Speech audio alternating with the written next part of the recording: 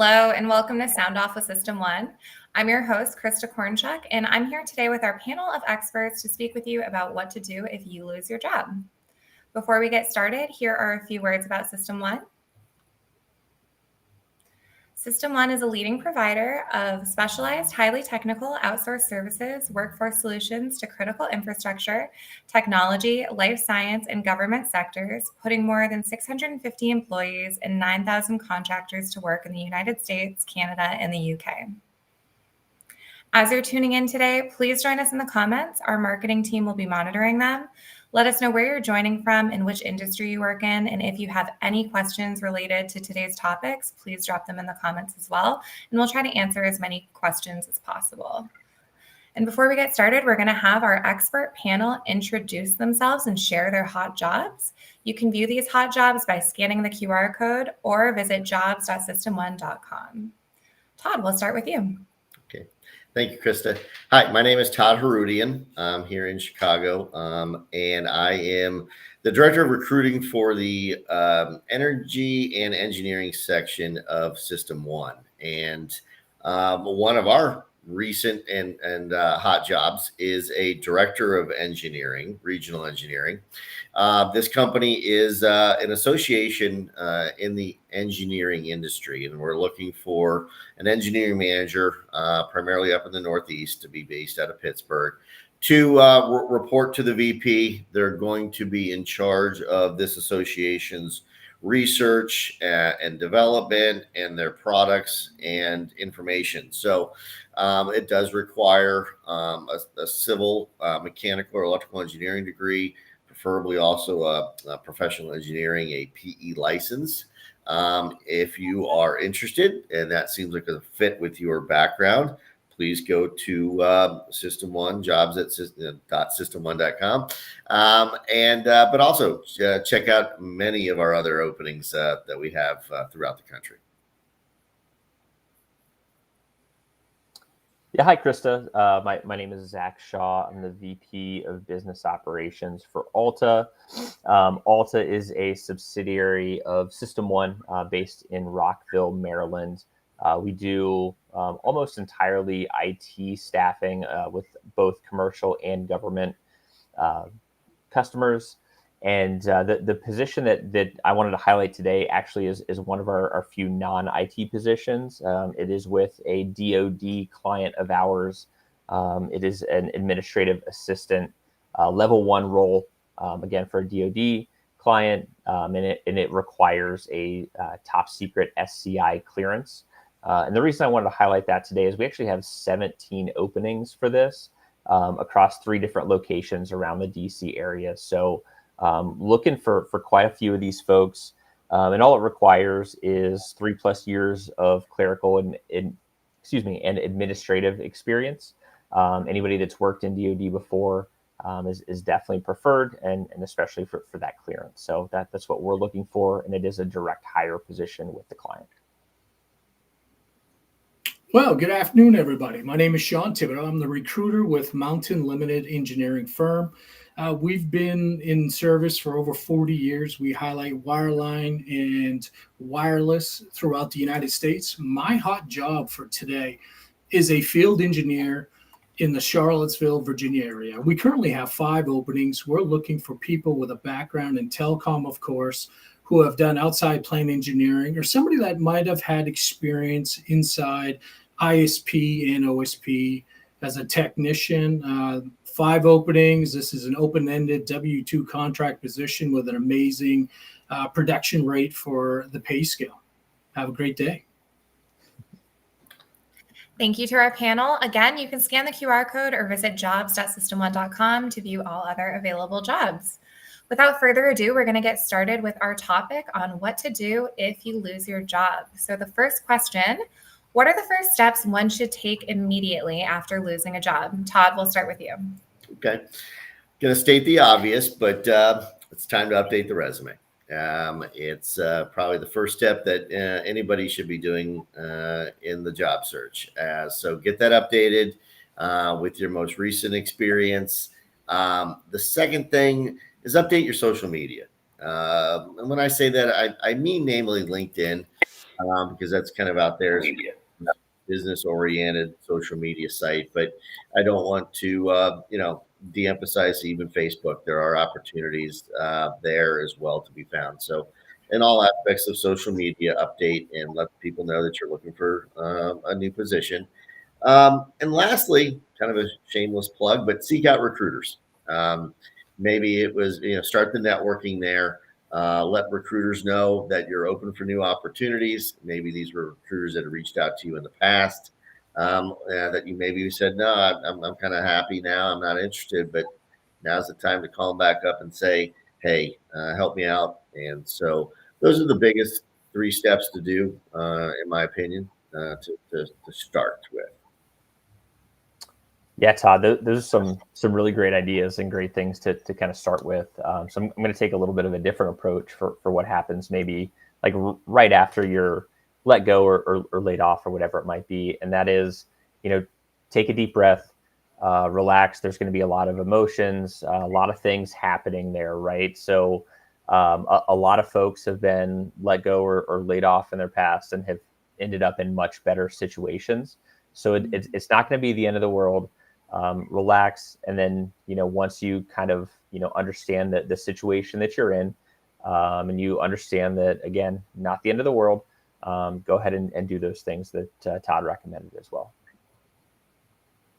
Definitely. I think those are both of you guys, really nailed it hard. The emotion piece of it is really realistic, is one of the biggest steps. So, I mean, a lot of people have been there. I've been there myself personally. And just adapting and understanding why I lost a position or why you lost a position, and really comprehending that and taking that real big deep breath and really reorganizing and seeing how am I going to get to that next step, and definitely networking, getting with a recruiter, updating your resume, LinkedIn profile. Those are all great. Yeah, I definitely agree. I think that, I've been laid off as well, and laid off from a position I was at for 8 years, and the next position I spent 12 years at. So there are better things ahead sometimes, and don't lose focus on that. It's great to stay positive.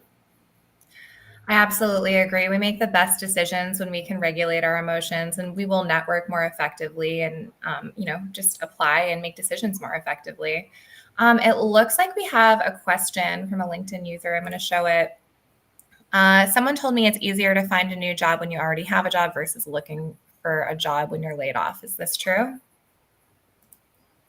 I think it kind of, if you have a job and you're looking for a new job, it just kind of keeps some pressure off, right? Because you still have that paycheck coming in, right? So it's not, quite as immediate as, if you don't have a job, you don't have that paycheck coming in. So I think it might feel that way.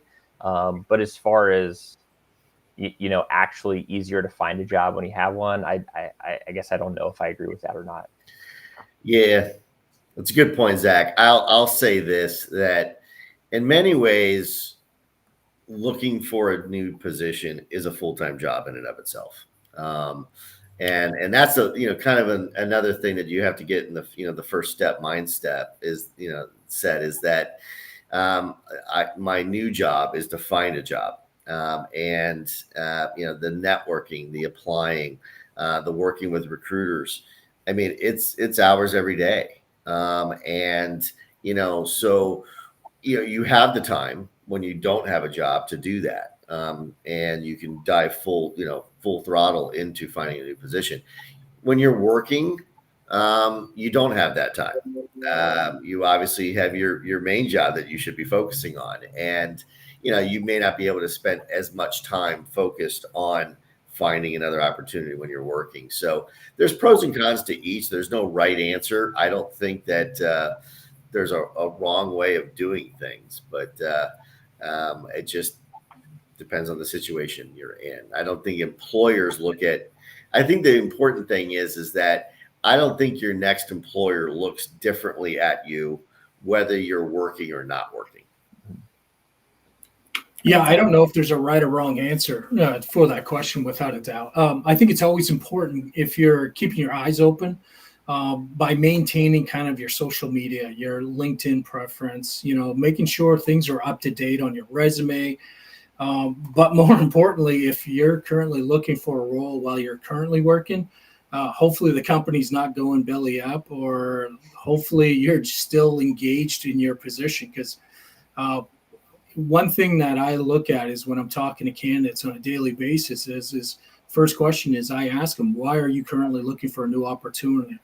And and it's building that trust with the candidate and the recruiter, and just making sure everybody's on the same sheet of music when it comes for finding that next adventure or that next achievable position. Yeah. Sean, it's a good point too, is when you're not working and looking, you can go full throttle. You can get your resume posted out there. You can announce on LinkedIn that you're open to work. And there's no confidential thing to hide. Obviously, when you are working and you're looking for a change, there's subtleties and a little bit more. You can't be as upfront to the public. That you would be if you're just out of work. Excellent points. And how can someone update their resume to reflect their most recent job in a positive light, especially if the departure was not voluntary? Zach, we'll start with you.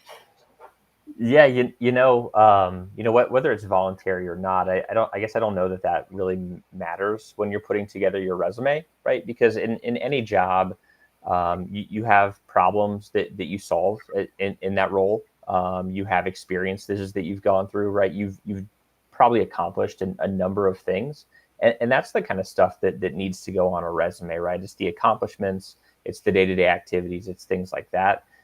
So regardless of how it ended, you can certainly add that stuff to your resume and be very confident about it being on there.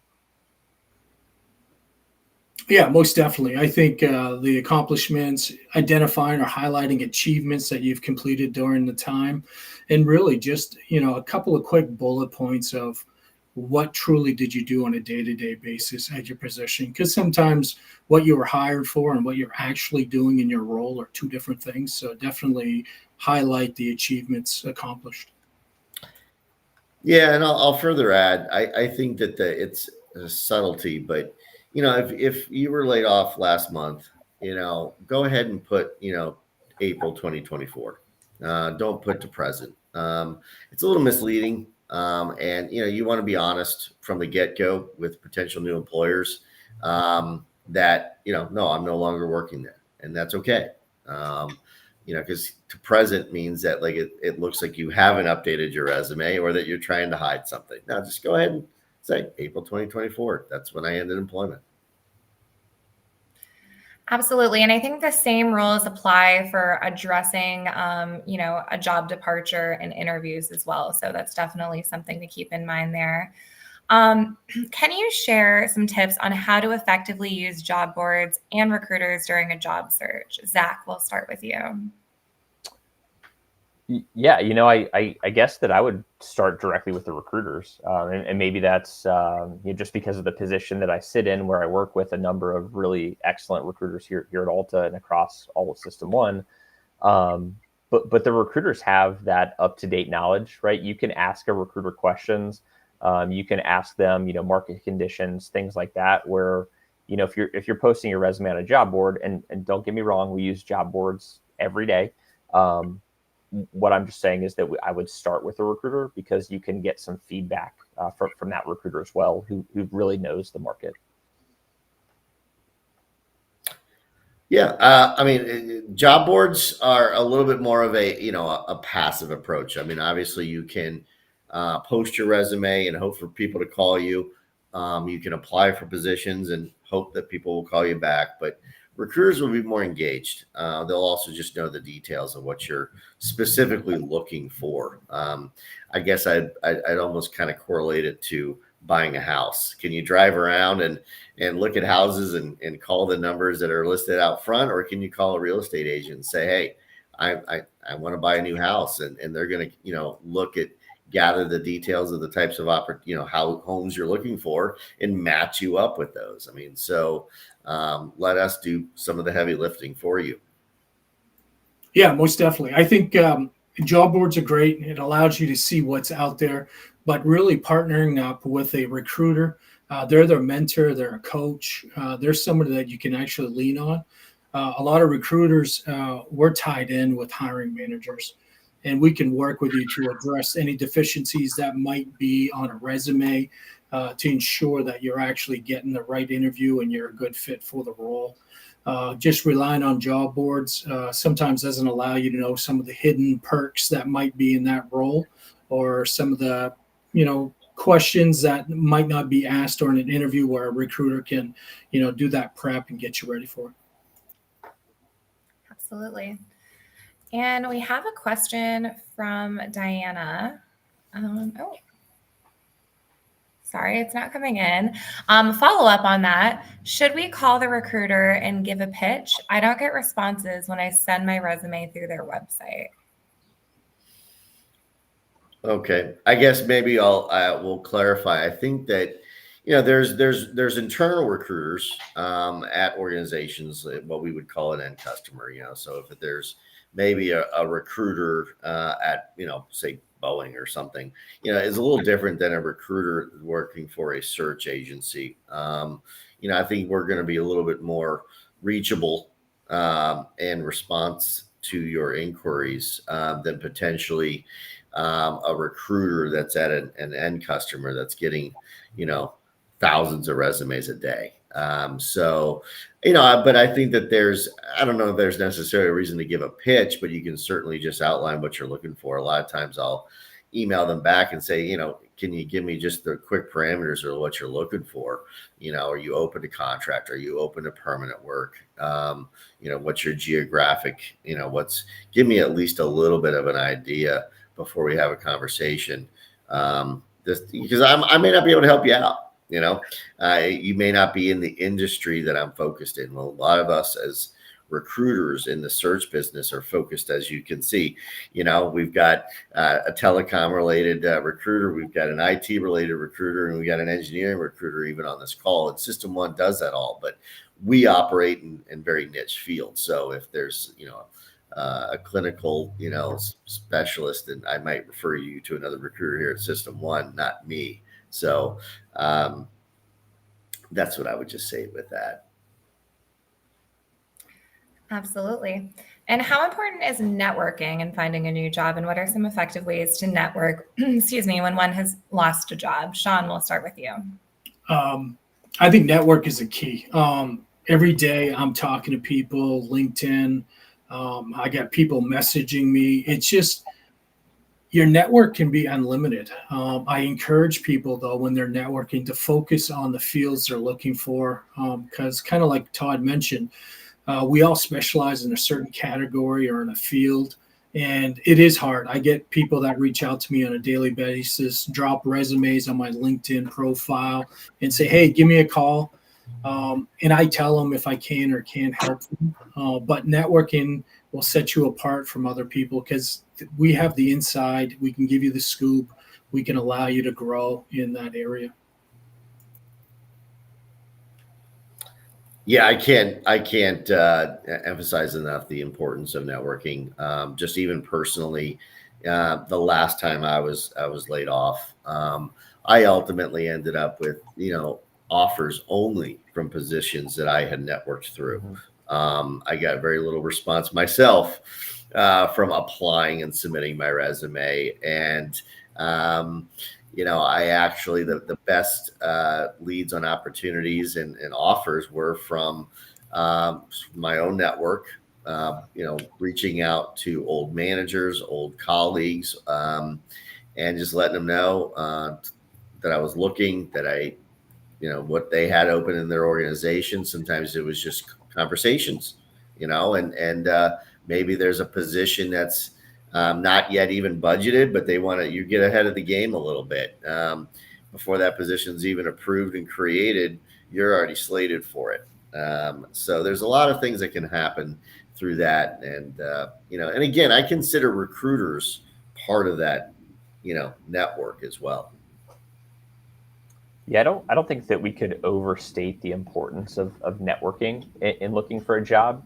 right? Especially with people that, you've worked with or worked for in the past. Right? They can speak to your abilities, they can speak to your strengths, they can put in a good word, whether it's with the hiring manager or with HR or with, a high level executive at the company that they work at. And as Todd mentioned, you might end up with a job that was never even posted to anybody else. You're the only candidate. That absolutely happens. And networking with recruiters can be similar, because there are a lot of jobs that, an ALTA or System One or Mountain Recruiter has exclusively with their client, and that's the way to find that position. Um, Taking a little bit of a different approach, if you're newer in the job market and maybe you don't have a really established network yet, your alumni association at your college and even some larger high schools, that can be another great place to network through.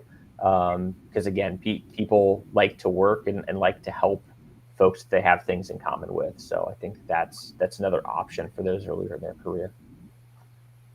Excellent points. And what skills do you recommend job seekers focus on improving or acquiring while they search for a new job? Todd, we'll start with you. Sure.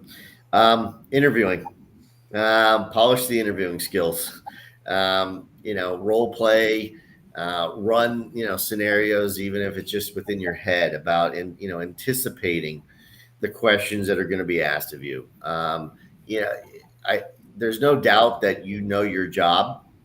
It's convincing the next employer that you can do the job, and that's in a positive light. It is answering sometimes those, what are what overcoming challenges and what are your strengths and your weaknesses. You got to have sort of your anticipated answers ready. And maybe I'd even encourage you, it's just practice. I'd encourage you to even maybe go on some interviews initially for jobs that you're not even really that interested in. That way you're polished, you're ready. So when the job does come along that you really want, you're ready to nail it. So don't turn down an interview at all. They're all good practice. But presenting yourself in the eyes of the new employer through an interview is crucial. And it's at the same time, it's stressful. But if you can practice it beforehand, it'll become less stressful. Yeah, I'd written down two things for this, and that is absolutely one of those, right? The better we can communicate what we can do well, the easier it's going to make finding a job. There's no doubt about that. The second thing, and again, I do a lot of work in the IT space. ALTA does a lot of work in the IT space, and this might even be applicable to people outside of IT. But right now, artificial intelligence is just so prevalent. It's something that is just changing a lot of business right now. So anything that you could potentially learn on artificial intelligence, just so you can at least talk about it intelligently, whether it's, in an interview or, as you start a new position, I think that could be helpful as well. Definitely, those are great suggestions. One of the things I would also do is do a self-management of yourself, of your skills. It's a new world. A lot of people aren't used to working in person, going to an office 5 days a week. So self-awareness of yourself and surroundings and how you present yourself. So definitely look at, yourself individually, how you fit, how you can prepare yourself to be in a day-to-day environment in a new role.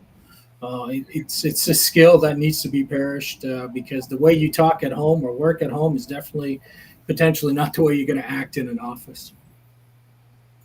Absolutely. And I had a couple comments come in during this topic. So I want to touch back on AI. When it comes to interview prep, AI can be an extremely useful tool. So I highly recommend using ChatGPT to role play interview scenarios. I've heard a lot of good things about the free version and the paid version. Both can be utilized, and you'll also be expanding your knowledge on AI. So it's a win-win situation. And for those considering a career change or industry switch, what factors should they consider and how should they approach this transition? Sean, we'll start with you. Well, that's a great question. I do a self-assessment of myself and what are the personal skills that I might be looking for.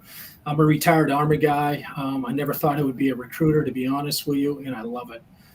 It's something different. It's something that you want to be able to do. I enjoyed taking care of people while I was in the military, and I still continue to do that on a daily basis as a recruiter. So, what do you have inside you that you want to share with others is definitely what I would focus in on. Yeah, the way I look at this is, kind of like a Venn diagram, right? You've got, hey, what am I good at? What am I passionate about? And then what can I do to make money?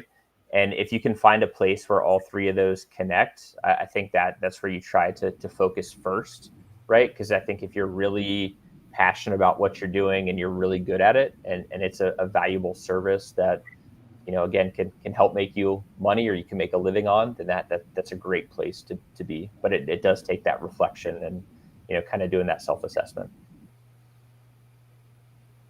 Yeah, I mean, you guys nailed it. I think that it's just there's a lot of soft skills, that can be potentially translated into a different job. If you've been doing a lot of project management, on the side, maybe you can turn one of those side responsibilities into your new responsibility as a main responsibility in your next position. So, expanding and growing into maybe a skill set or a foundation that you've kind of built, but they can really expand that and maybe grow that into your new role. Yeah, to your point, Todd, I went from sales to marketing and I kind of knew I wanted to make that transition. So I tried to get more involved in social media when I was still in sales. So it can be a slow switch as well. And our last question, once job offers begin to come in, how can candidates effectively negotiate their salaries and benefits? Todd, let's start with you. Sure. Obviously, that's that it's a touchy subject sometimes getting right to the money thing. I would say this: take a look at the total package. Be a little logical, not necessarily emotional, in what is being offered. Take a look at not just the price tag of the salary. There could be other aspects that are monetary aspects of the offer. Are there 401k match? Are there benefits cheaper? Is there maybe, unaccrued PTO plan? Or just in general, work-life balance that is maybe better.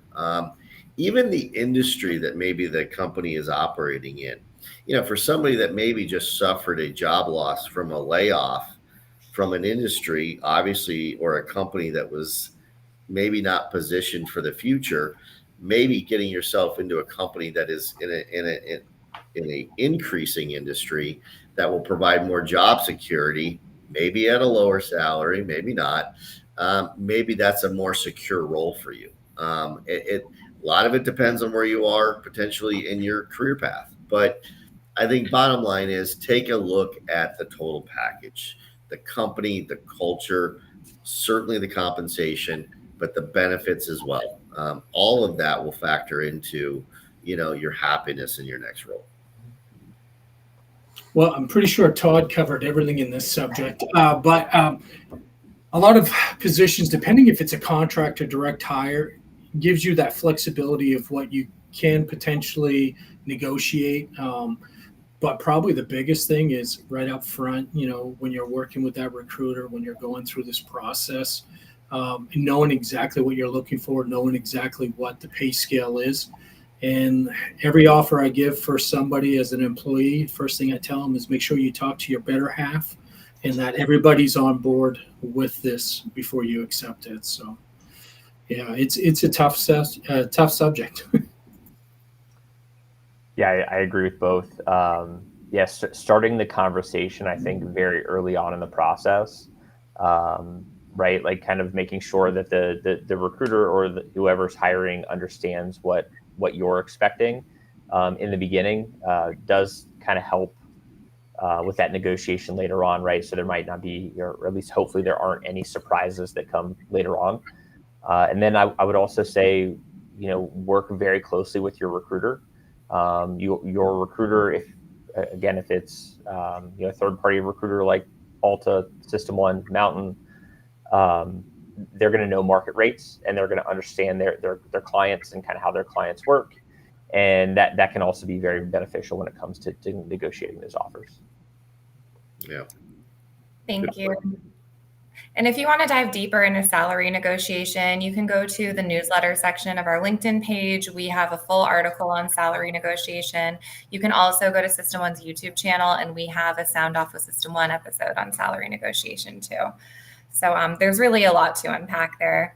We are out of time for today, but thank you to everyone that commented and participated. Don't forget to follow don't forget to follow System One on LinkedIn, and you can also subscribe to our YouTube channel for more Sound Off with System One episodes. Make sure you tune in to Sound Off every first and third Friday at 2 p.m. for more job seeker topics. Our next Sound Off live stream is May 17th at 2 p.m., and we will be discussing game-changing tips for getting a job post-grad. We'll see you then.